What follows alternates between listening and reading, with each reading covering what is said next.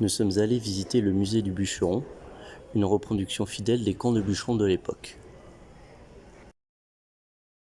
L'exploitation forestière se faisait seulement en hiver. On peut marcher directement sur les cours d'eau, hein, parce qu'on n'est pas Jésus. Pour marcher sur l'eau, ça va mieux quand c'est le long du 19e siècle, et la majeure partie du 20e aussi. Le cook, il dort directement ici, dans son bed. Au lieu de dire un lit, on dit un bed. Prend soin de ses bûcherons, une couche de mélasse par-dessus tout ça.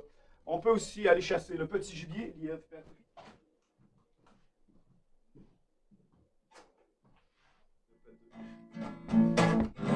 Écoutez, mes bons amis, ce que je vais vous raconter, c'est la chanson d'un jeune bûcheron partant pour les chantiers. C'est une petite cabane, une petite porte et un petit trou pour aller se soulager le matin. Aussi d'infirmerie, on a plusieurs pièces. Vous voyez un brancard qui est là. Ça ici, c'est un crieux, des petites douleurs. On a aussi ici des attelles pour des membres cassés. On va prendre... ça pouvait arriver, il y avait des accidents. Hein. Ah, ça, c'est un authentique pot de chambre en bois. C'est autre chose. Bien contrôler la quantité et la qualité du bois qui sort de la forêt. Sur le bord des cours d'eau, hein. Les trois petits points en haut, c'est des hommes. Là. 14 fours en charbon en opération à partir de 1890 à jusqu'à 1915, l'année où c'est qu'on a... Ici, là, on n'est plus dans la forêt, comme vous comprenez. Là, on est dans la transformation du bois, comment ça se passe dans les villes, dans les... Ah ouais, ah ouais, hop, pousse ça, pousse ça, pousse ça, pousse ça, pousse ça, pousse ça. Ah ouais, ah ouais, ah ouais, ah ouais. Comme ça, et on va travailler chacune des tranches.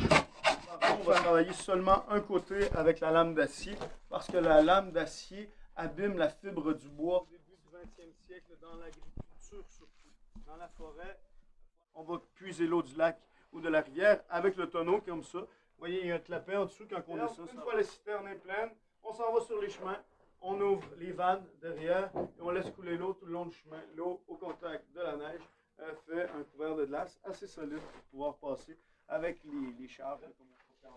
Avec ça, on a fait un pion. J'ai commencé à arracher les dents des bûcherons. Si tu chiquais le tabac, tu ne brossais pas les dents avec la même pince que les chevaux.